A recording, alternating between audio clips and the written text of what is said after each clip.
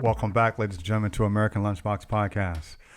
We are in the building, and I would like to first say thank you guys for coming back. As always, thank you for your support. If you're listening on YouTube or if you're listening on iTunes, make sure you hit the subscribe button. Also, download the podcast as well. We do get credit for that, and we need all the credit we can get, as you can see. So make sure you do that for us. But we are so happy to be back today, giving you more of what you asked for. This is Chris, the guy in the... Chris, I just have to say this, man. You look fabulous today. Thank you. You look fabulous today. And for all the ladies out there who tell me how much you love Chris, this is the reason why I do the show. Look at this guy today. I mean, he looks sparkling today. I love the colors on you, man.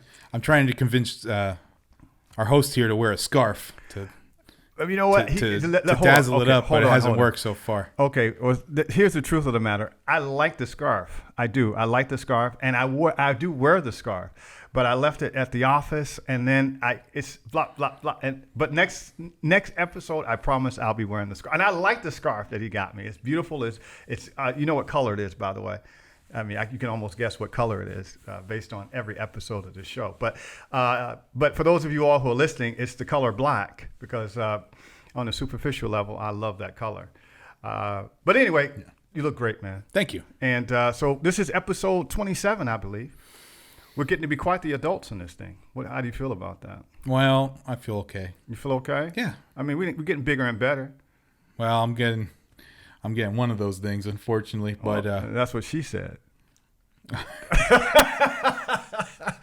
Well, listen, there's a lot going on. It's a lot going on. We have a great show for you guys today. We are reporting some very good news that's coming out of California, by the way. Some very good news. I think it's good news.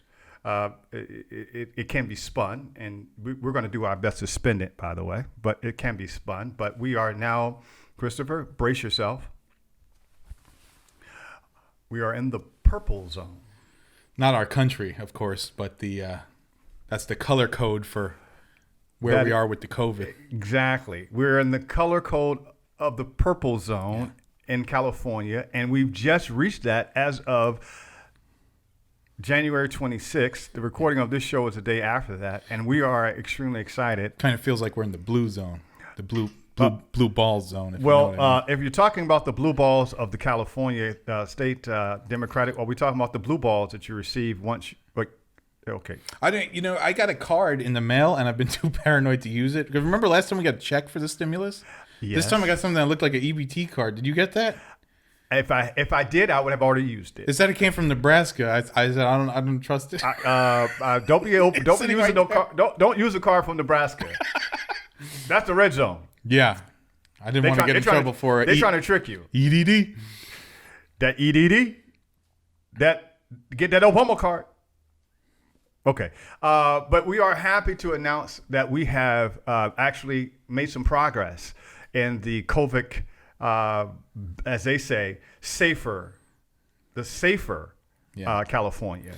We are looking at the blueprint, as Governor Gavin Newsom calls it, the blueprint for a safer economy in California, because we're now talking about being able to open a lot of what have been closed over the last few months. And this, of course, we were probably able to the whole time, but now that woke-a-mania is running wild with the Biden administration, brother. Now it's politically advantageous to get back to business. Well, I've always said this, even on this show several times, that when you start politicizing the health of the American people, you're really, really threatening on thin line, if you will. So it's. But we are seeing some politics involved in this. But let's not get to part of it is because people try to recall our governor. Okay, it's like a million signatures. Chris. Now we're looking at the board here, man. We got to stay on track for the board. Hold on, you're jumping across now. Hold on. Let's just talk about this a bit. We're celebrating the fact that now we are able to do things like recall the governor. Okay. Yeah. Okay, so I guess you're going to need a million more signatures to fill up a suit that empty, but go on. Yeah, well, okay, here's the thing. We are now able to open restaurants. right? Restaurants are being able to open, and we are also able to have outdoor dining. Yeah. Which is a big concern from yours back in one of the episodes that we had before. If you guys remember when Chris took over the show, literally, Yeah. and I had to walk off the show. If you, I'm not sure what episode that was, but most of you all who are actually seeing this, if you need to, I will. This guy here took over the show and made it Because very. he didn't have his Thanos rings on that day. Well, regardless, this guy took over the show, and basically said that he was very interested in restaurants being open, at least for the small businesses. I clarified the fact that businesses needed to be able to pivot, but Chris, it's happening now. Now you are able to go to your restaurant, your favorite restaurant, Chris, and you know what I'm going to say. You're going to be able to go to your favorite restaurant and have your favorite meal sitting down, at least on the property of that. Now, how do you feel about this? I mean, I'm going to eat no matter what, but I'm glad that everyone else now gets to eat as well. Well, how do you feel about this? I feel good because my obviously my intake did not get cut during this time. Now, ladies and gentlemen, those of you all who are listening to the podcast, Chris is not necessarily talking about the menu that he's intaking. He's actually talking about the fact that Well, there were a lot of people that were impacted that people don't think about, like servers and people who were not able to work in the restaurant. Those people, that's how they make money, and they weren't able to. So I was still able to buy food. The owners of the place were still able to sell the food, but there's a whole economy inside of a restaurant. Dozens of people work at some of these places, and they were just sitting at home. Absolutely. And now they're going to be able to go back, and that's a good thing. And that then has latent effects because, for example, if your kid was at home and you were now at home and you go back to work now. Yeah. Now your kid can go back to daycare, or now the daycare centers are going to be affected by this because now you are able to go back to work. So there's but the kids are not able to go back to school still? Well, that's the other thing too. Schools, sports, not schools, but sports, athletic sports are going to start as well in this tier. So if your kid is participating in an intramural sport or a sport that takes place organized in a park, they'll be able to do that as well in this particular tier. Schools are on a track to be open in less than 100 days. So now this whole idea of opening up the economy, opening up the state will include all of these things. I've seen some really funny workarounds with the gym stuff. I'll give very quick examples. One, people putting the gym equipment out in the parking lot outside of the gym. So you'll see a guy like doing reps, but then you'll see someone like parking their car right next to him. So I know it's healthy to go to the gym. I don't know if it's healthy to do it while you're breathing in truck fumes. Then on the beach, people every day dragging like dozens of bicycles, like exercise bicycles out there. Yeah. And having exercise classes out there on the beach. You do what you got to do. But you got to do what you got to do. I even saw in a public park a karate class. Yeah, I mean, listen, they were doing, my daughter, shout out to Amanda, she loves cycling. This kind of the soul cycle. She was one of those, no offense, Amanda Leslie, I love you, but she was one of those cultist kind of people who really enjoyed going into the soul cycle environment, the whole ecosystem. I went with her one time as a part of support of her. I said, let me see what you're doing. And it is a very big deal for some people. So she too had to make the decision about whether she was going. She opted to buy the machine instead. Okay. You see? So then that right there is something that people are doing instead of having to go sit outside. But believe me, the Soul Cycle folks were planning to do that outside too. Yeah, it's just been a lot of workarounds. And part of the reason I considered certain workarounds as well, part of the reason I didn't is that I just didn't know how long this would last. But that's the whole thing. It would have been great to move to another state where it's cheaper to live and work from home, but we don't know when we're getting called back to work. That's the whole point. For the moment, we don't have we ran out of vaccines for the moment, but we were supposed to be getting vaccinated right around now, apparently. Right, but our state, I don't know if it's quote unquote or for real or what, but the word is ran out. Well, that's a tough one. Again, because we still are in a phase that requires the vaccine to be a part of it. The whole idea is if we have the ICU plus the vaccine plus people still participating in distancing and Yeah. mask wearing, this should equal.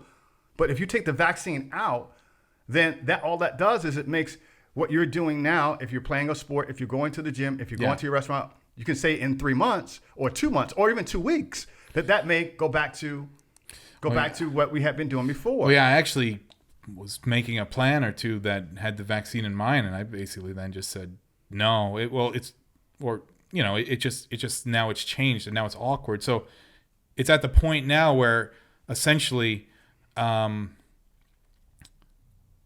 Where essentially you have to, as a disclaimer, say, I would love to make that plan with you, but don't know if it's achievable. Right. Yeah. So, we ran out. And good. If you thought the state of California would do this in an efficient way, you were wrong. Yes. Hey, I'll give you everyone out there, one quick tip about all this. Okay. If you go to a restaurant, not saying you should do this, should you go in California to In-N-Out Burger, our wonderful fast food restaurant out here. That's right. Their seats are bolted down outside. So should you order your hamburger and want to sit down and eat somewhere, the seats kind of wrap around the building and even in ways employees can't see. So I saw a pretty comical thing where I went there, and then as you come out of there, all the seats right in front of the door are empty because that's where the windows are. But all the seats on the edges, which are on the illegal the edge of your view, everyone was eating in them. Illegal. So, illegal.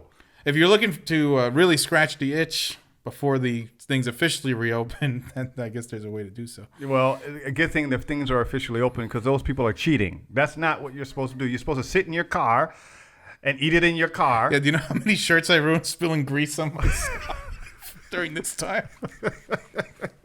So, man, it is a mess. But we are moving forward. Yeah. I mean, obviously, for us, here in California, for those of you all who are listening in other countries or other states or other places, for us in California, who are so densely populated, our state is separated into 5 separate parts. So when you may hear about something that's happening in California, you have to realize, are they talking about what's happening in Southern California? Are they talking about what's happening up north, the San Joaquin Valley, or even in the San Diego area? So for us, it's so densely populated that when something actually affects the whole state, it's big news. Yeah. And the entire state, by the way, is now in the purple zone. The entire state. So that is a huge deal. And like I said before, looking at what is going on can be very much politically driven.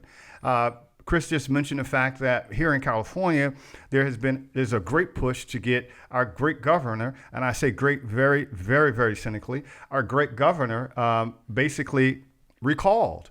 Now, in California, I think in my lifetime, we've already had 2 recalls of governors in my lifetime. 2 here in California. So that when you throw the recall word around, that's very serious. Right. Because it can happen. It's possible. Yeah, we're not talking about it not happening. We've recalled two governors. It's not like impeaching Trump. It's not just. It's not like impeaching Trump when you got 3 chances to do it, right? And you're going to work through the summer to get it done. Stop it, Chris. You get it. Stop. Okay, so stay focused here. So what we're looking at here is what? We're looking at statistics play a role in this whole idea. Now, do you think, Chris, that this good news is shall we say, timely in the first 100 days of your new president? I mean, Joe it's Biden? the same reason why you're going to start to see Antifa and other things get cracked down on, is that the politics are no longer useful to the party. Of course, we know what the party is. I'm about to say, don't stop there. What is the party? Who are you talking about, Chris? The party that controls the West Coast, because there's no other party. Are you talking about the blue balls we spoke of a little earlier? It's just Trump did call something. He said one day all of this will magically go away, and he was right. Well, listen, he was right about that one. I'm of the thought that this is extremely convenient for the Democratic Party. Now, it was meant to be. Well, they're just up to that page of the script. Well, listen, I think that some of this, believe it or not, has something to do, but not only with, the politics, but I do think something has to do with the calendar year as well. I think the Democrats, some of this is luck for the Democrats as well. Let's look at this in the calendar year. Okay, the first part of this year, right, has very few holidays that would evoke people to come together as the last quarter of last year. In the last quarter of last year, while the Republicans and those folks were in, there were a lot of holidays, right? You had Christmas, you had Thanksgiving, you had Hanukkah, you had Kwanzaa, you had a lot of celebrations, you had the New Year. Now we go through a dry period for the Democrats to be able to lay down the law without worry about holidays or events that may impede upon their need to find the success with the COVID. I mean, if you consider the Super Bowl might be the only. But again, even if you throw in the Super Bowl, even if you throw in Easter, even if you throw in the first 6 months, right? You got Memorial Day. Spring, it's going to get warmer. Spring was going to get warm, but still, yeah. There's nothing really inherent in our calendar that's going to push us to the limit like the months, the last quarter of last month. So the Democrats, I believe, has gotten lucky here. They can institute something that makes it seem as if they are in control of how people will. This is my theory, though. This is just my theory. And it helps when the scientists get new scripts. Oh, of course. Tell us about those new scripts, Chris. Tell us, because I know that I have been listening to Fauci. Brothers and sisters.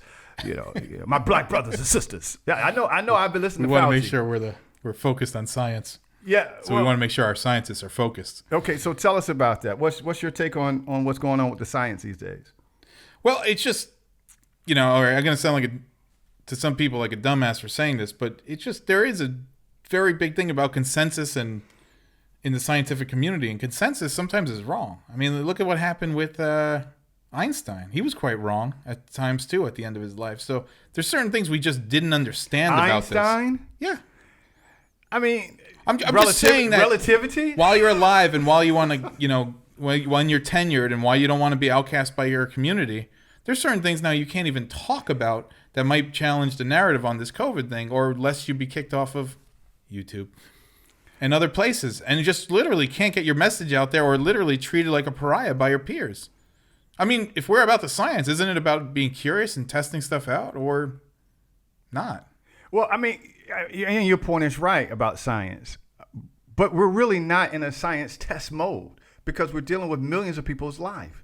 If you're in a science test mode, then that would be interesting. Yeah. But everyone is holding science to a certain level right now, especially with the outgoing president who did not believe in science at all. Dr. Fauci makes more than the president of the United States. Pulls in about $400,000 a year. Are you insinuating that the salary of this person weighs more heavily than the work that he produces? No, I'm saying we definitely put a lot of value on this guy. We should. We should put a lot of value on teachers too. We should put a lot of value on firefighters and police officers. Yeah. Everyone. These are the real millionaires. Not necessarily. The senator that you vote for that ends up to be a millionaire. But so pay Fauci as much as you want to get the right science. That's how I feel. Pay him as much as you want. Pay him a real lot. You might get some of the wrong science too. Well, I mean, but I'm not going to pay him for a Colgate commercial. I'm not going to pay him. I'm not going to pay him for that.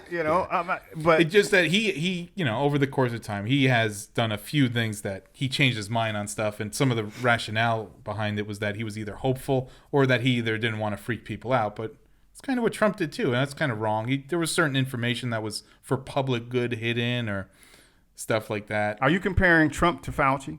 It's just that there's eroding. I think there's certain people who have their confidence in scientists eroded when you had scientists over the summer coming out and saying the BLM riots were good for health because racism is bad for health or something. Well, racism is bad for health. It's bad for the health of black people. That's for sure. We know that already. But Fauci So is COVID. So is COVID. Yeah, it has hit our community quite hard, unfortunately, as well as the Latino community. But still, Fauci represents a community that's going to get us out of this problem. So when we're talking about vaccines, that's science-based. We're not preying on that. It's just that if you're a scientist and a politician, then you're no longer just a scientist. Well, that's the same thing as a preacher and a politician. Right. And there's a lot of those too. I think you hit on a great point there, is that to some people, because they lack religion, this science or politics is becoming their religion. Touche. And Fauci's a great example of that because he's absolutely put up on a pedestal. Absolutely, and I think that the way the media's treated the Biden administration so far, they have been put up on a pedestal as well. I think they're breathing a sigh of relief, though. I think. X and Kamala, how did she get those comfortable shoes? You think anyone ever asked Mike Pence where he got that Supercuts haircut? Well, I guess I just answered that. Shout out to Supercuts. I don't need you anymore, but good job. They cut it real super. I think media is experiencing a sigh of relief in that. Well, they don't have to do their jobs anymore. Hold on for a second. Their job is to now their job is just to run cover. Not to run cover. They finally got something to hit at. I mean, look what Trump did as far as media was concerned. He was perfect at setting A against B, B against C. No, it's good. The media's at their best when they're playing offense, but as we're about to see, they're working on their defensive skills as well. Well, can't have it be like the NBA, all offense, no defense. Fuck the NBA. Yeah, you're right about that, man. You're right about that. The NBA, fucking. They got a James Harden for Biden, that's for sure. Yeah. Yeah, you're right. Fucking Brady. Who thought? Who thought, man? Yeah, speaking of that, can I talk about my week? Go for it. Tell us about your week. Okay. I was a few things that happened. One story upstairs that's building. More on that later. But so this week I was riding my bicycle. I built a nice rig of a bicycle. It looks like Pee Wee Herman's bike. It's got a mirror. It's got horn. It's got bells. Did you say Pee Wee Herman? Yeah. Some people complimented me saying I looked like Pee Wee Herman. Is it red? Is it red? It's somewhat red. Wow. Can you take a picture for us so we can put it on the line? Sure. All right, we'll take a picture. We'll show you. We'll take a picture of it. What it looks like now, because as I was riding it on the bike path on the beach here, Venice, the crank broke. So we're not talking about the pedal breaking. We're talking about the actual crank broke off suddenly. Okay. When that happens, there's no chance for recovery. Well, first of all, how fast were you going? Not too fast. Okay. And yeah, when I'm on the bike path, I don't wear a helmet, but I do wear a hat because it's dangerous. With a shaved head, you can really scrape yourself up if you're not careful. Okay. So I knew I was going down, and I kind of stretched out my body to absorb the hit as balanced as I could. Right. And I fell and I slid. Oh shit. And I slid for a while, so much so that a person that came up and helped me said it looked like it was happening in slow motion. Now, the end result of this spill was that I was on my left side with my arm outstretched, but one of the legs was under the bike and one was over. And the bike is a big rig that I built. So now I was trapped under the bike, just laying there like this. On the floor, on the bike path. It's not funny, ladies and gentlemen. It's not funny.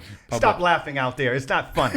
Yeah, I don't know. How are you doing, sir? It was less painful and more humiliating, I would say.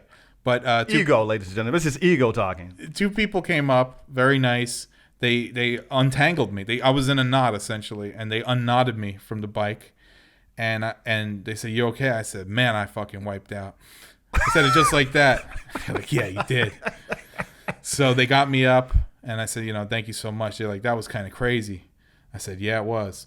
And they were wearing Packers hats, and it was the day of the game, Packers and the Bucks. And I said, let's go Packers. And he goes, maybe this will bring them some luck. So unfortunately, sorry about that. It didn't bring them luck. But I did get very lucky because I'm goofing around about it. It was a terrible spill. Yes. And it was sudden, which meant it was hard to control. And I got lucky in many ways. One, that I have stunt training, that I know how to take a fall. Yeah, remember we said, he was a semi-professional wrestler, by the way. And I'm trained, and I also have stunt training for like acting and stuff like that. So I absolutely know how to fall. But it happens so quickly, though. That's the thing about it. I mean, usually stunts are choreographed in a certain kind of way, but this is happening on the fly, like real time. Yeah. Not only that, I slid along the ground, which in something like that would. Now, okay, stop, Chris. Now, usually we make sure the rule here is that you make sure the person's okay before you laugh. Okay, that's usually the rule. If you could actually hold it in. I've already laughed, so I couldn't hold it in. Right. But were there any lacerations? Yeah. Or Yeah. Oh, okay. Right here. I'll were show you you. wearing a long sleeve shirt? Wait. Oh, No. shit. Oh. No, I was wearing a short sleeve shirt. I'll show you right here. So basically, as you could tell, some skin came off. Now, because of the fall, it actually would have been a lot worse. But what happened was, I don't know if you could see, there's some dust there as well. Most of the scraping there was like a fine powdery dust because of the sand, and that actually was one of the newest, most paved over and smooth parts of the trail. Oh, lucked so out. while I slid, you could see my leg is scraped up right here. Most of what's covering it is actually dust, and that dust protected me. Lucked out. So while the Packers didn't have luck, because Tom Brady, Fucking Tom Brady. no, I was saying that the whole time too in the game. I did have luck, and I started, even though this wasn't a big deal in the long run, it could have been. And I actually started reflecting on some of the times that I've had actual real near-death experiences. Wow. Now I'm kind of a Now dumb. hold on for a second. So now, is this all coming to you while this is going on? This near-death No, experience? it was just after. It was Okay, that. okay. It was that. Okay, this wasn't as bad as it should have been, and for Right. many reasons it wasn't.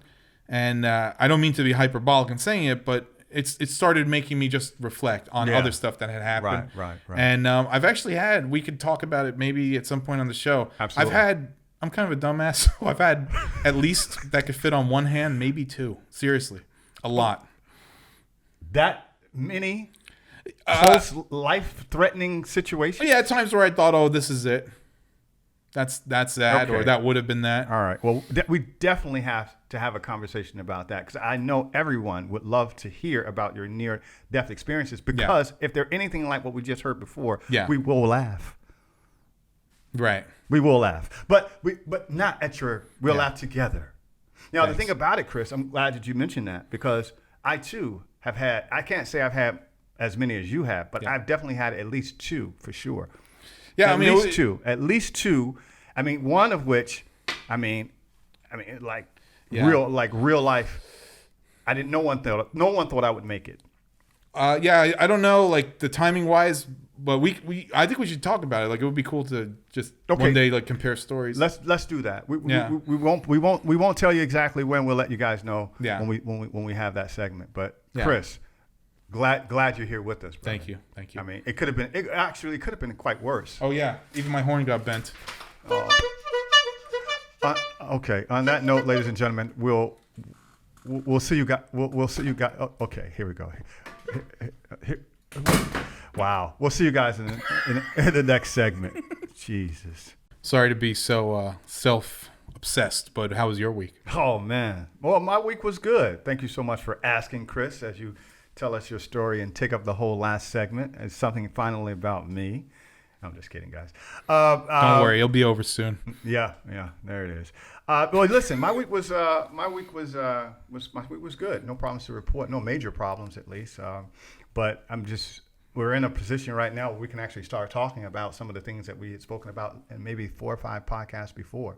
I kind of teased before that I had been working with a consortium of businesses to put together some packages for the what would have been at that time the CARES Act, but now the new bill that the Democrats and Republicans signed right before Christmas, I believe. Well, those monies are coming for small businesses, and we are in the process now of getting out the word to small businesses, to particularly Black and Latino businesses and nonprofits in the communities in Los Angeles about receiving money and helping them to get the money. We've developed a website called, and this is the name of the website, it's called COVIDBusinessVaccine.com. COVID business vaccine. Yeah. We're playing on all of the words right there because what the idea is to be able to not only send people to a direct place where they can get the information, but also right now, while those words are being used heavily in search engine optimizations, it makes it easier for businesses to be able to find us. We don't want to get caught up in the minutia of all of these other things that are going on. And also we're unlike a lot of other places where you could probably get the same service, we're directly boots on the ground. So I will be in the communities Thursday, Fridays, and Saturdays and Sundays, directly in booths. We've created a community marketing kit that will allow us to move around in the community. We're going to be using Twitter. We're going to be using social media to tell people. We've created some alliances with some churches, their parking lots, so that people can come and get information, whether they are getting the work done through us or we're acting as a resource to the community. We're doing that, and we're going to do this we're going to do this strong and hard for the first 6 weeks, up until the last week of March. Yeah. I guess my question is, how would one hold a business meeting during this time? That's the thing. We're going to do it outside. Okay. We're going to do it outside. We're going to do it COVID safe. Some of it is going to be contactless. We have barcodes on our flyers so that people will be able to just use their cell phones and be able to get to the applications. We can walk them through it. The idea is to keep it safe.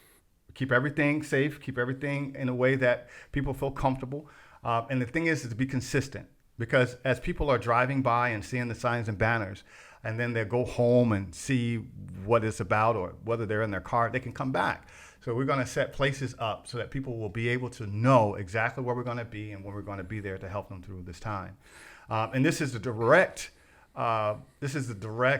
way of handling or dealing with the trust issues that lie deep in the Black community. And that, you could read something, but for us, it's important that we still have this human contact, especially when we're talking about economics. Right. We're talking about monies in bank accounts. We're talking about personal information like Social Security numbers, EIN numbers, stuff like that. Right. And also, too, how the correct way to fill out these forms. And that's what we had talked about before, in that we did not, in the first round, because of the issues of, and I say this very lightly, but the issues of ignorance in the process, because there was nothing directly, geared to us to build the trust. No, you don't have to tell me. I'm borderline, not even borderline. I'm fearful when filling out paperwork. I've always been bad at it. I hate it. Yeah. I hate it. Yeah, I mean, whether it be a student loan, whether it be a loan for a car, whether it be, we have these trust issues. I hate switching jobs because I hate filling out paperwork. Yeah, that's. I mean, seriously, that's a big one too. Yeah. So we're working hard. It's a lot of us who have put our resources together to build this platform, to build this portal, and we're pretty proud of it. It won't be live, even though the site is up now. It won't be live until Saturday because we're still dealing with the back end stuff. COVID business relief. COVID business vaccine. COVID business vaccine.com. Yes. Now, interesting enough, the biggest problem we're running across, ironically, is some of the things that we've talked about in regards to censorship. There's been so much fake news in regards to COVID, in regards to the vaccine, that we're having problems marketing the site, because all of the disclaimers and all of the big tech stuff are requiring so much of, even if you mention the word COVID, even if you mention the word vaccine, it is mandatory that a disclaimer goes under it, and they are going to put their disclaimer on it too, and then they're going to reject it, and then they're going to make you redo it, and then so we've been running across this problem all week. So even though this is for a good cause and to be, to try to be concise with your information, just the fact that you're using these buzzwords, now some algorithm is just warning that this could be fake, which completely might potentially undermine the confidence of exactly.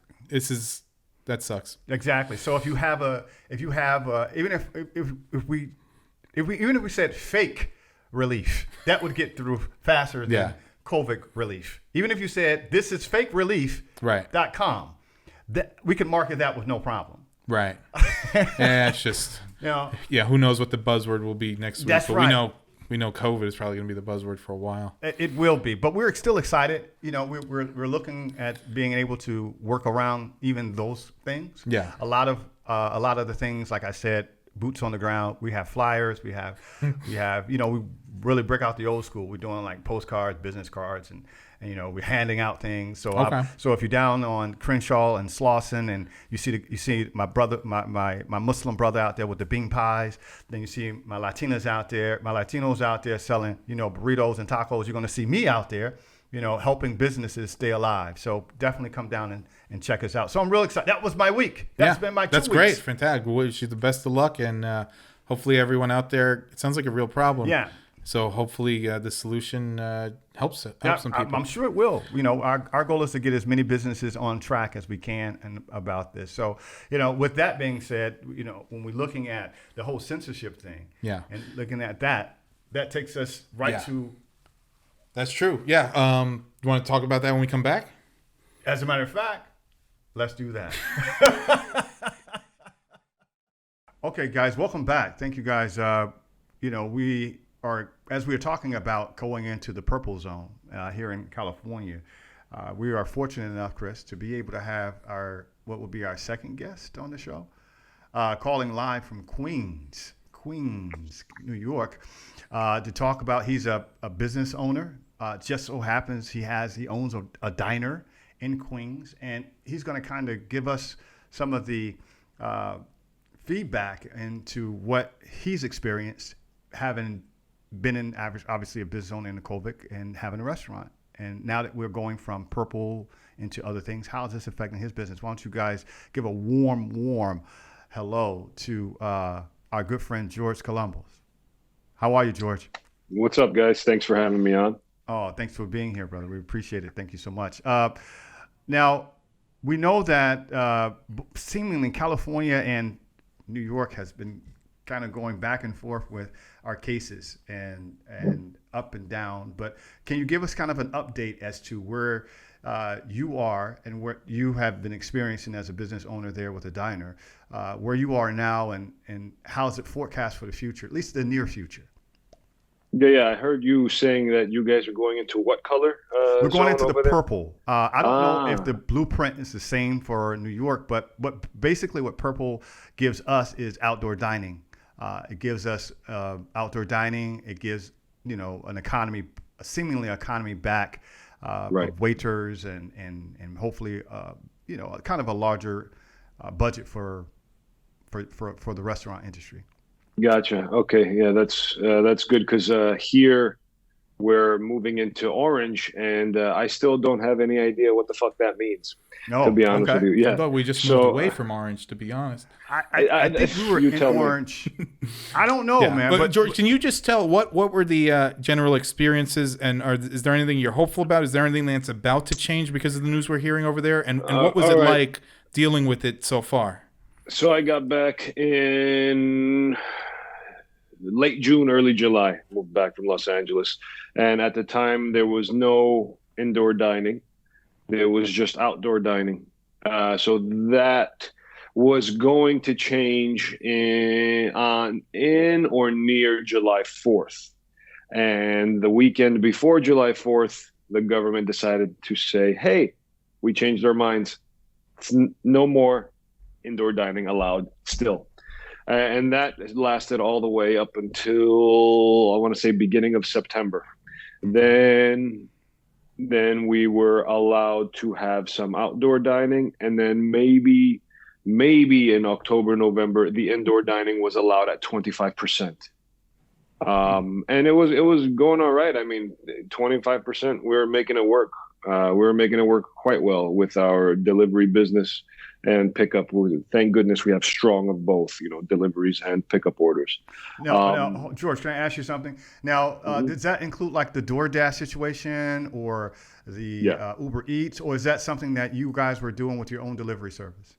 We do DoorDash. We have Grubhub, which is seamless. We have Chow Now, and we have our own delivery. We have 6 delivery guys on payroll, 4 of which are working, 3 to 4 of which are working at any given time, usually 4 in the evening, 4 to 5 in the evening, depending on how busy it is, and around 3 during the day.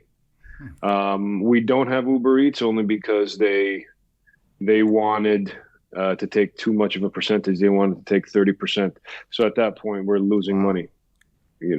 I was going to tell Uber Eats that I was a black-owned business, but I don't think it was going to fly. Well, I mean, all you got to do is go out in the sun. You Greek, you'll get some sun. You can maybe turn or have some black kids or something. Do what we got to do, man. I'll think about that. Let's see how it goes. It just depends if I meet my queen in Queens. That's it.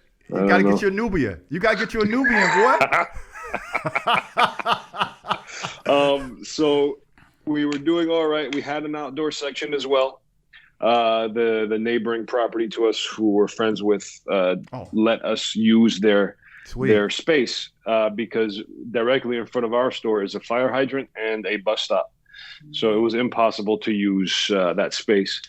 So we set it up. Cost us several $1,000s. We didn't set up the entire, like roof situation that a lot of the places have. Like, I don't know if you've seen on the news, they're essentially buildings on the street with roofs and sides and windows and heat and lights and massage chairs and pool tables and all that. They give them manicures and pedicures, man. Yeah, I mean, indoor outdoor dining. Yeah, so everything was going all right. Then everyone was saying, okay, they're going to make an announcement if indoor dining is going to stay or it's not. And I remember this because my pops was in the restaurant as well. And he was sitting on the counter and he had the news conference with Cuomo, King Cuomo, as we call him over here. Oh, wow. You guys have elevated him to a very high standard there. I mean, yeah. Well, not by choice. Imperialism. Yeah, he it seems to whatever he says goes, whether or not it involves any sort of common sense. So therefore he's a king. We got one of those out here. We call him Newsom. Yeah, I know. I don't know who the bigger jerk off is. Excuse me. I don't know how you feel about the. It doesn't matter how we feel. Language. Tell us how you feel. Don't worry about it. Oh, I will. So we're sitting and watching the news conference, and I hear at one point Cuomo say that less than 1.4% of COVID cases have been traced back to restaurants and bars. And at this point, the infection rate was continuing to soar. So after he said that, I walked away from the TV. I said, "Oh, we're good. We're good. He's not going to close us." You heard that? Less than less than a point and a half are traced back to restaurants and bars. We're good. So I went back to, attending to the customers and all good. And then I turned back around walking towards the kitchen. And my pops is like, "You see?" And in big red letters, indoor dining closed again. And I'm like, wait a minute. But he just said less than 1.4% of cases have been traced back to restaurants and or bars. So what's the issue here? Why are they closing us? He didn't have an answer. Cuomo didn't have an answer. De Blasio doesn't have an answer. The guys on the grill don't have an answer. My delivery guys don't have an answer. My neighbors don't have an answer. I don't have an answer. Jesus Christ himself doesn't have an answer. Not Jesus. Come on. No, nobody knows why. George, do you? I'm sorry to interrupt. Do you have? Do you know people just in the community or in the diner world or any sort of business world who have closed? Do you know people who have shut down due to this? Personally, I know a lot of places have shut down, but personally,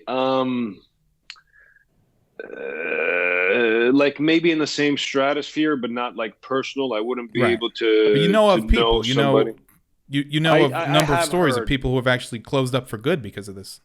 I know stores that have closed up for good and who I don't know the owners. And I've heard of other stores potentially being closed where I do know the owners. Obviously the ones that have closed and I don't know who owns them, that's a fact. But the other ones, like heard it through the grapevine sort of deal, extended family at this point. They might as well be a stranger because I don't know them. Right. It's like one of those types of situations. I guess my concern is that if you have what's essentially a family business, this is the thing that you're really good at, and this is how you put food on your own table. And I just wonder what happens to these people afterwards. What happens now? Like now that we're being told, "Hey, everything's back to normal, yay!" Well, maybe back to normal. Who knows? The next time they'll pull the rug out on this, but for now, it's back to normal. I just wonder about the person who closed up their business last month and now come to find out, oh wow, I guess we didn't need to do it. Oh yeah. The plan is absolutely nothing. These people are screwed. The plan is absolutely nothing to help them. Zero. Yeah, there's a second round of pay loan protection, forgivable loans happening through, but the guidelines for getting approved for this one are extremely stringent. You have to basically show that you were almost out of business. And if you weren't, then you're not going to get approved. Like if you were even floating by and you lost business, but you didn't lose to a certain percentage of what they deem necessary for you to get more help, then they're not going to help you. And there's nothing you can do about it. Wow. And see, this is exactly what we're talking about when we're saying even sometimes the help has to be massaged in a way so that, you know, people will be able to still participate in the relief. And I say that, you know, from a business perspective myself. I own a business as well, and we are now in the process of helping other businesses make sure, if you will, that they get the what the SBA, whether it be one of the 4 loans that they're giving away, make sure that they qualify and that they understand that they do. But it's tough out here, man. You know, let me ask you this before we let you go. When we're looking down the line, and again, we've had this conversation on the show before, and I talked about businesses being able to pivot. You know, those businesses that are able to pivot, stay in business, weather the storm. Looking down the line for you and what's going on there in Queens with your diner, you know, do you see a light at the end of the tunnel there in Queens? If they allow us to operate at even half capacity, yeah, it's going to be good. Luckily, we have not been hurting like others because we have strong delivery and takeout business, pickup delivery, whether it's DoorDash, whether it's Chow Now, whether it's Seamless and or Grubhub. Do you want to shout it out? Do you want to shout out the diner? Oh, the diner, yeah. I thought if I could shout out Seamless, which I don't want to do. Man, you're more scared of Seamless than you're scared of Cuomo. Damn, man, what happened? Yeah. What's going on over there? Shout out the diner. Yeah, it's a Good Eats Diner in Maspeth, Queens. We're open for lunch, breakfast, and dinner. And I think we have pretty good food. We're on Instagram, Good Eats Diner, NY. You can see a lot of our crazy dishes, crazy stuff to eat. Unfortunately, some of the crazy pancakes and French toast and all that brunch stuff is not available for takeout, only because it's going to lose its majesty. You know, when you're sitting on the table and you get a plate that's a foot high of whipped cream and chocolate sauce, it's not going to translate well to being scrunched into a 4-inch tall aluminum plate. True. Facts. And as a matter of fact, especially if I had it already, I'd say, what the hell is that? Yeah. We don't offer that stuff for takeout. It's just not going to work. Yeah, I could attest that, you know, the food is generous and very good. And I think I might have made a mistake when talking about this once before. What day is Beef Barley Day? Because that's when I want. Wednesday. That's today. Today. Only 3,000 miles away. I mean, we could be there in 6 hours from now. Well, we could drive there and be there by next Wednesday. That's true. That's true. Well, when I drove back, I left Saturday morning and I got back Tuesday early afternoon with stops. So if you want, you can make it back in a day. I'll save the beef barley. It is delicious. The beef barley is delicious. Well, listen, George. Thank you, guys, man. Thank you so much for stopping in at the American Lunchbox podcast.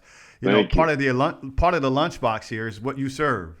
You know, so we appreciate you giving us your time, man. Do you mind if we give you a call back as we move forward in this process, brother? Yeah, you'll have to just speak to my agent about that because it won't to work out. Be mindful, guys. George was in California recently. He's an actor, producer. He too also has the knack for media. So do not be surprised if you have seen this face before. Right now, he's back helping family. So, but I think he'll be back. But thank you, George, so much for coming, Chris. Yeah. You want to give any thanks? Just if you could send some of that beef barley in the mail, USPS, or maybe next day, or Amazon will be quicker. I'll try. Yeah. Maybe Bezos can pick it up and deliver it himself. Yeah. There it is. Like those for vaccines. The Bald Brothers. You know how we do it. Yeah. All right. Thank you, brother. I appreciate it. We'll see you next time. All right, guys. Thanks a lot. All righty. Take care. I didn't know what you're about to tell us, by the way. Ladies and gentlemen, boys and girls, as we were talking last week about the inauguration, what I didn't realize, and what most people didn't realize up until right now for me, is that there was a lot going on that was not being televised. Now, hold on. Before we get started in this segment, I'm going to look at you all, and I want those of you all to be listening to understand that one of the beauties of the First Amendment, freedom of speech, freedom to obviously do what we do here at the podcast, is so that we are able to give you information that maybe you had not heard. So when we're talking about this now, note that most of you all will have no idea about this information. But Chris is going to be talking to us now about what else was going on after and on the inauguration day when Tom Hanks and Jennifer Lopez and Lady Gaga were cheering on Biden. There were some things that were happening that the media decided that wasn't important for us to know. Chris? Yeah, it was a warning red alert that conservatives might riot. Now, we knew this already. We knew that something could go on, but we believed that nothing did go on. The country was totally safe. In fact, some stuff did go on. It's the same stuff that had been going on all along. Here on the West Coast, I believe it was in Sacramento and Oregon. And specifically, it was at the Oregon, one of the DNC's headquarters in Oregon, where Antifa bum rushed. They were holding signs that said, "We don't want Biden, we want revenge." And if this news were to hit the public, it would be shocking to some people who thought that this group was only revved up because of Trump, when in reality, this group was not revved up because this group has been going since before he even came on the scene like that, early 2010s, and they don't like liberals. They don't like you. They might have been useful for the purposes of the last year or so, but no, they don't like you either. So let me ask you this, because I just want to be clear. It sounds like to me that this group is against government. It just so happened that it looked like because Trump was in office at the time, that Antifa was against the Trump administration. Am I hearing? I mean, the important thing to remember is they view everyone as right wing. So everyone is a Nazi, and then therefore anyone who's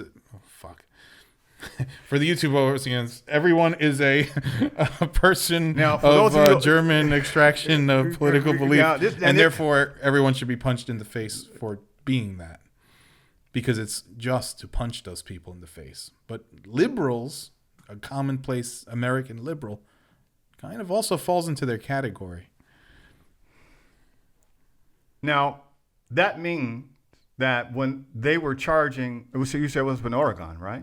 It was in I believe it was in Portland. Now, so there's still things going on out there. Well, yeah, there has been, and there has been this whole time. There's been, even since the start of this year, there's been tons of what would essentially be classified as riots. It's just they don't, because. Now what happened here in California? You're saying something. Well, yeah, I think it was in Sacramento as well. And, but the weird thing is they're getting some of the stuff they want. Like, for instance, they want the end of ICE. They want ICE to be shut down, right? Immigration enforcement. Okay. But, I mean, as Trump was Pokemon, got to catch them all. Biden administration so far has been Wokemon. Got to let them all go. Sorry, Mr. Central American gang member. Here's your machete back. We know you were just using it for seasonal labor. They've been pretty loosey-goosey about this so far. But this group really sees, as a lot of people do, it sees both of these parties as two wings on the same bird, essentially. They are fighting fascism, anti-fascist, as they call themselves, but they are willing to use violence to do so, and they don't believe in free speech, which is kind of ironic and fascist. But yep, surprise, surprise. It wasn't because of Trump. It was their own ideology, which, I know. Well, here's the other weird thing. Biden's launching like some exploratory committee into these different groups, militia groups, and he keeps using the term racist or white supremacist to define them. It's really different than that. But some of these groups, even the right wing, some of them are. Some are, but a lot are. aren't. Like, it's such a lower percentage of the portion of people than it is what is being talked about in terms of rhetoric. So when we talk about militias and we talk about white supremacist groups, we talk about neo-Nazi groups. It's easy to brand people that, but the reality is so much stickier. Like, for instance, there was a guy who's Boogaloo, they're the ones that wear the Hawaiian shirts. They want the end of the government, whether it be peacefully or non-peacefully. That was Boogaloo, by the way. They came out, and this one guy made a speech this week trying to join the left and the right, trying to join the MAGA and the BLM crowds together to go after what they see as a common enemy, which is government in general. So these are centrist anarchists. There's a whole spectrum of these people, and they have different ideologies. The scary thing is the guy made a point saying, an American Civil War, we think it's going to be left versus right. It actually might be much closer to what we see in the Middle East, where there's just gangs of people who sometimes get along today and then kill each other tomorrow and then get along on day number 3 based on the momentary strategic shifts of those days. It's going to be a lot more tribal in terms of many tribes. It's not just going to be 2. Well, listen, I was driving over. God forbid. Yes, God forbid. I was driving over the freeway the other day to see my daughter.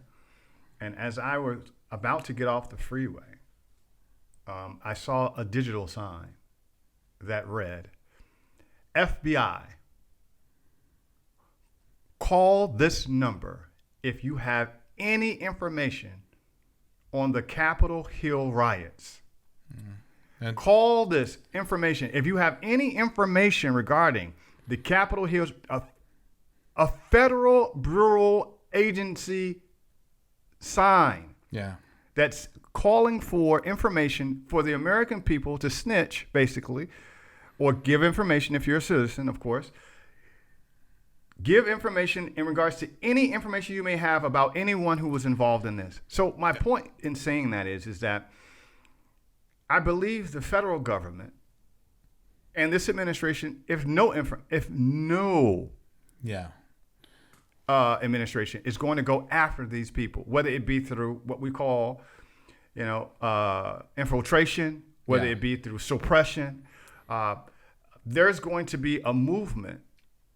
If there is some racial, economical, if you are a part of these groups, if you feel like you are empowered by these groups, if you are financing these groups, you should know that they are coming for you. And I'm not talking about what Trump Jr. was saying on the day of the riots. I'm not talking about that because he said that too. We're coming for you. We're coming for you. We're not talking about. The FBI is not talking about that, by the way. The FBI is talking about knocking on your door literally, and saying, or go to your job literally, and saying, you sitting over there. And it happened to some of the people who showed up at their door if their phone was pinged. Now, here's a couple things. Number one, what pisses the MAGA people off is that there's a lot of people rioting on a federal building every night in Portland, and none of their phone. I mean, I don't know if the FBI has been showing up to there, nor has there been signs in the street saying to come on by. Number two, we know about buzzwords and how they get expanded and how politicians get more desperate when they're trying to make arguments. And honestly, it's easy and lazy to do, but there was even rhetoric out this week that anybody who's even slightly along this ideology could be considered. Now you start expanding the terms, now you make everyone a terrorist. So are we doing the Patriot Act to our own people? Are we doing what we did to the people overseas? Are we dehumanizing our own people? And the other thing is they even said... It's a slippery slope. It's a slippery slope. They even said libertarian ideology is extremist this week on TV. Now, keep in mind, libertarians oftentimes play the peacekeeper between left and right because they often get cast into a box here or there based on being independent on certain things. But now you're talking about so basically you're saying anyone we don't like or anyone who doesn't follow the orthodoxy of the mainstream is a terrorist. I mean, could so easily go wrong. Point number 3, and this is the one the boo-hoo guy was probably talking about when he's talking about unity between, if you could believe it, far left and far right. We've seen how hard the FBI has gone after these people to try to get them. But who haven't they gone after? We just watched the inauguration where we saw that's right. Bill Clinton sleeping comfortably after going to that island many times. We saw, people who were more political with anti-war stuff. We saw Bush and Obama sitting there smiling big. And both of them, under a certain classification, are war criminals. And we saw, this guy is getting investigated actually at the moment, but probably nothing will happen. So Biden's kid, who took a lot of money from China on behalf of his father. Oh, he looked very scared that day too. I don't know if you guys checked out. I think he's just jittery due to, Yeah, he looked very scared. Biden, his son, looked very scared, very paranoid. Well, yeah, it was kind of like how CNN looked the day of the election. It looked like some people who are, I'm not saying this happened, but the energy level at least like looked like, oh, it's almost the third act of Ocean's 11. We're almost about to pull this shit off. I'm just saying, like, if you're going after Joe Schmuck who went into the building as the 100th person with, wow, selfie. But then the common person sees that you're not going after the other side, or really, in terms of common, you're not going after those people in a position of power. They always seem to be let go at the 11th hour. Then there's just going to be a growing resentment. That's the problem. I must admit, there is some kind of theology, if you will, about how to deal with protesters, rioters. I don't understand it. I don't know how one is able to do something like that up in Oregon versus what they did over in Washington. I just understand how media and how the American people respond to it. It's when you're looking at anything that happens in Washington, it is the country that you're attacking. And there's a different mentality when you are dealing with attacking what the country represents. Now, that's not to take anything away from the states. I understand. Right. I get it. You know, California is important. Ohio, I mean, all of these states are important. But when you attack what feels like the heart of this democracy, then the repercussions, I think, are going to be a little more swift and a little more, let's just say, harsh than if you were going to a federal building and sleeping in the lobby. Here's the problem, and it's a problem I don't think they realize, because as much as DC represents that to some people, in reality, it's like a campus. It's a bubble. You have people in there surrounded by gates right now talking about, wow, great thing Biden's back. Everything's back to normal. Right. And it's like, oh, man, you people are so disconnected from reality in there. But it's always been that way, though. It's a district. It's not just an idea. It's a district. And people act a certain way inside that district. And there's people inside of the inner sanctum of that in circle of that are no other way to say it but privileged to be there. It is. But again, it has always been that way. It has always been that way. It's a weird place. I spent time in there. I have family there. It is a bubble. It is. You're right. But it's a sacred bubble. It's a bubble that represents a certain kind of etiquette, a certain kind of responsibility, and it's not to be shitted on by the layperson, or for that matter, anyone. When you come there, you come with respect. Remind yourself that the first March on Washington was in 1964, and it was to be the most peaceful march, because it had to be. It could have been a bloodbath easily. And every march up until this one, by the way, has always been because you handled yourself a certain way in this bubble. Yeah, I think you brought up a good word, which is representation. And the problem is, as this has become more of a campus, and becomes more pro wrestling, the people who are supposed to be in there representing you, the common person, spend less time with you and more time with each other. So while they should be bound to you, at the end of the day, they kind of feel bound to each other. And it's kind of cliquish, and it's just kind of absurd and hypocritical to say you're defending democracy while the place is surrounded with gates where the common person couldn't walk up to do a peaceful protest at this point if they wanted to. Well, that's because they have to protect the bubble. They have to protect the space. It has been threatened. It has been marched on in a negative way. You're saying they want a safe space? They want a safe space. They want a hug. They want to be able to do all of their little dirt in private. And because of that, and not saying they do all dirt. Don't get me wrong. I'm not saying the government is dirty in a way. I'm saying that when you are given the ability to hide behind a gate, it could lead to some things that you don't want other people to see more easily. That's all I'm saying. But to agree with you on this note in regards to the bubble, the campus, as you called it, it surely now in this administration will be, how can I say, it will definitely be open season, if you will, open season for folks to be able to exploit all of what the things that Trump and his administration did wrong. In other words, they're going to take each thing, like for example. Oh yeah, they'll keep saying whatever bad thing they do is not as bad. Exactly. As That's what I'm saying. It's like, for example, the press secretary has already come out and said, we're going to do a press conference every day. Like, who wants to see a fucking press conference every day? It gets to the point where press conferences will be just press conferences. That's not to say like the Trump administration did once every 2 months. That was the extreme. It's like, but how can...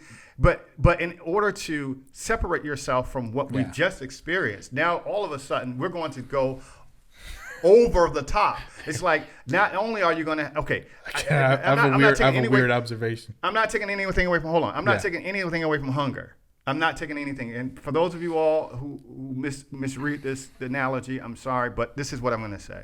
It's like taking a person who hasn't eaten in a lot of months or years or days or whatever. And now you stick a whole Thanksgiving plate or a whole Thanksgiving table in front of them. And you expect for them to eat it, though.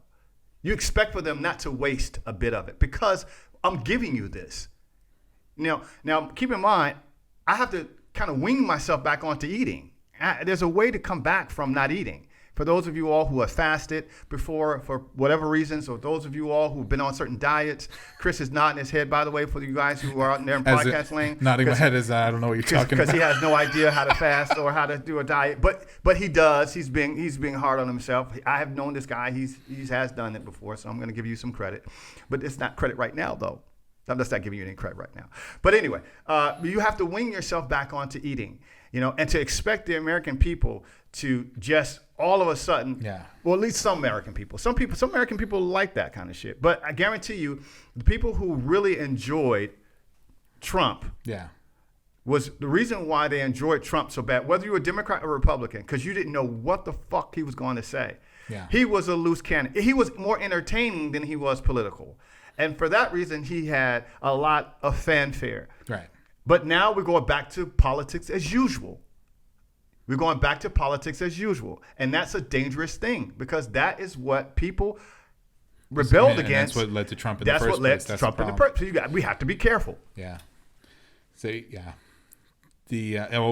our country flipped left to right after 8 years. Now it might be on 4-year cycles, which is... And no more Libertarian Party because they're gonna throw those guys in jail. Can I make a quick observation that's really stupid and actually kind of racial? I had a medium-sized rant there. Sorry about that. I was in the 99-cent store. By the way, he's very thrifty. And this lady starts freaking out because the lines were too long. And were you in Venice? Yeah. Oh my God. And then she starts freaking out talking about, hey, these lines are too long. We're giving each other COVID up in here. She had real pale with red hair, just like Biden's press secretary. And then the lady says, well, we're understaffed.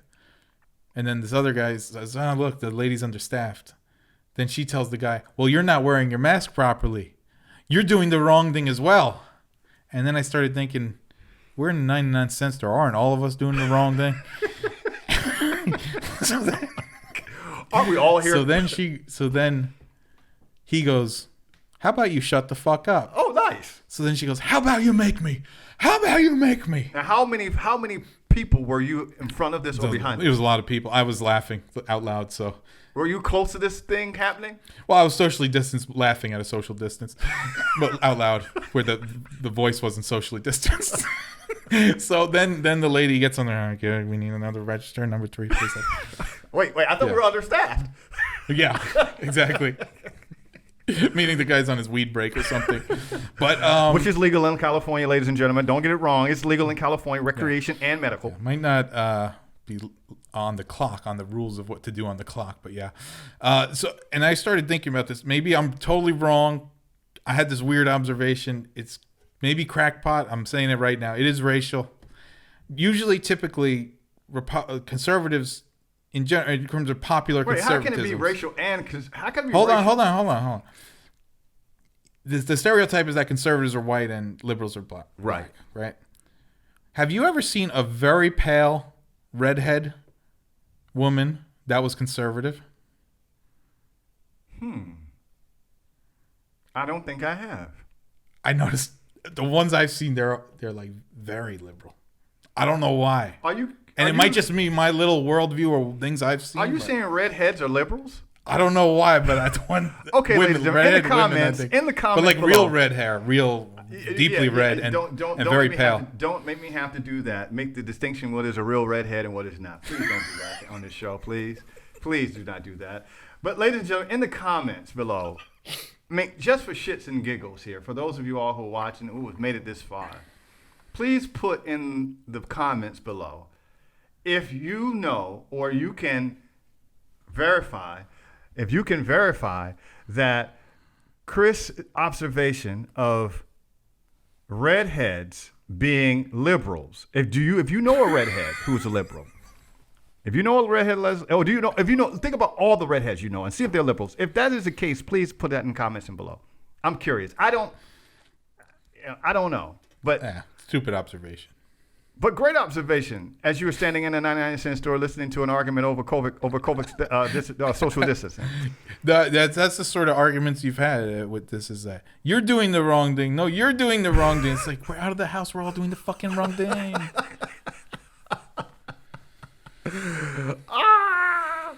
Hey, I got my. Speaking of, do you mind if I give my letter to Biden?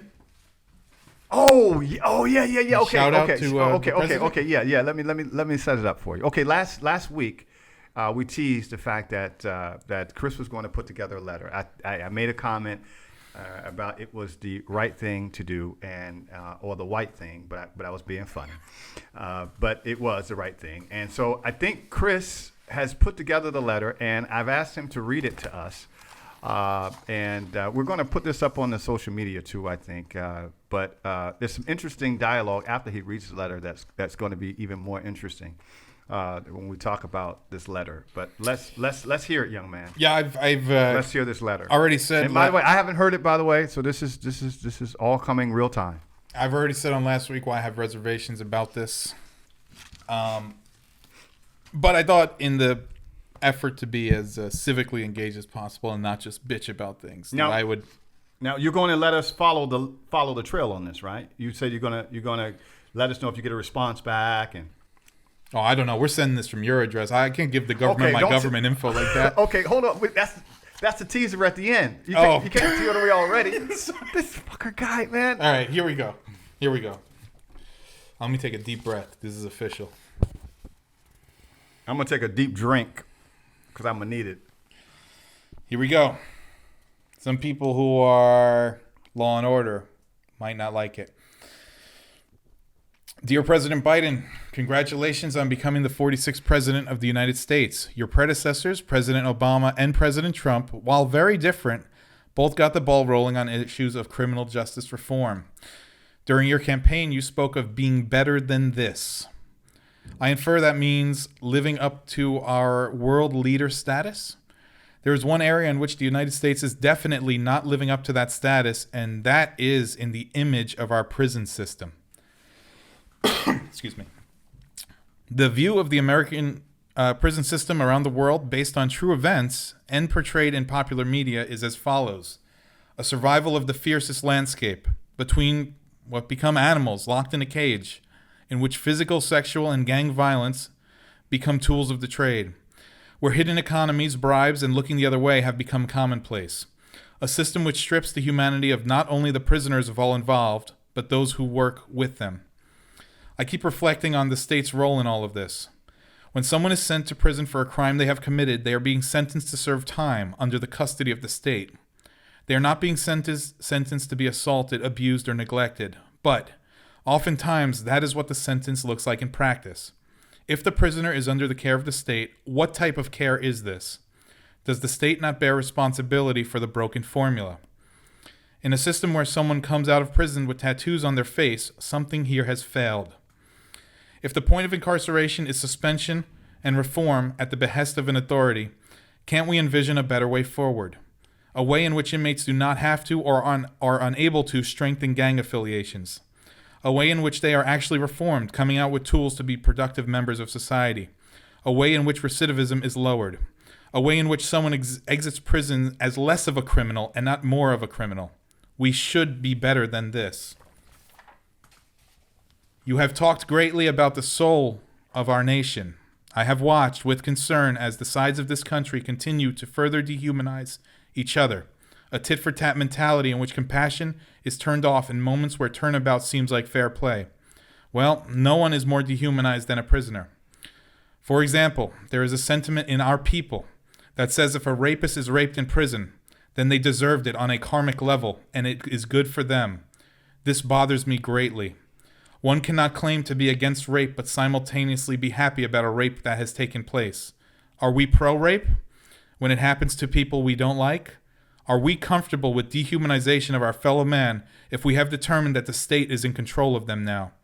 And how are situations like this even possible when keeping in mind one is sentenced to serve time?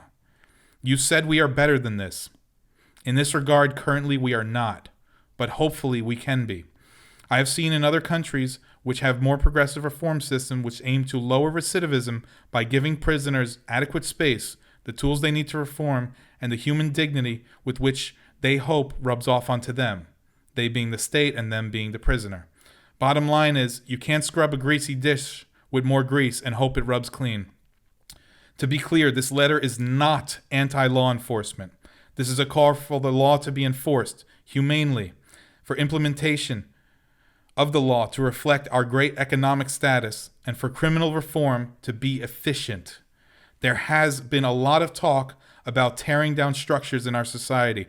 A lot of it I disagree with. However, the physical and psychological structures of these prisons must be rethought, redesigned, and rebuilt if we are to move forward as a society.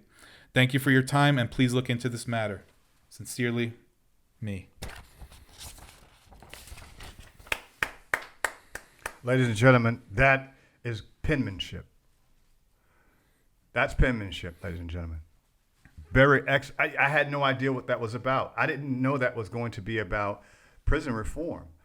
We have to talk more about this prison reform and make it a show, because this is great. And you know, I personally have experience with family members in regards to things like this. So, you know, you agree to talk about this? Yeah. Let's talk about this. Ladies and gentlemen, we have just heard great penmanship. We're going to send this letter out, hopefully get a response back. Now, the ironic part is that, Chris, are you going to send the letter out with your name on it? Well, maybe we could, if you want to co-sign it, we'll do American Lunchbox podcast. I don't want the government turned on to all my government info like that. Are you going to send it from your address? No. You want to send it from my address? Yeah, we'll send it from George's. If you were comfortable with that letter, we'll send it from your address. You see where I'm going with this, ladies and gentlemen? So we'll be sincerely the American one who talks Lunchbox about government podcast. doesn't even trust the government himself, doesn't want to put his name on it, doesn't want to put his address on it. No. Okay. I don't know. How is the mail carrier going to get over that fence in Washington, D.C. is what I'm a little concerned about. That's right. Well, listen, We're going to have Chris. to get those ropes from the Trump people to get over there.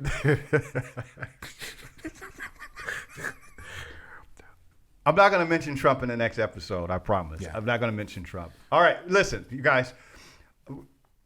We're about to run out of time. We've done it. We're done. What are you talking about? Run out of time? We're done. Okay. We're done. We're done. Hey, and the words Thank of my you very props. much for everything. And my words of my props. Don't ever let the times change the lines in your smile, ladies and gentlemen. We'll see you next time.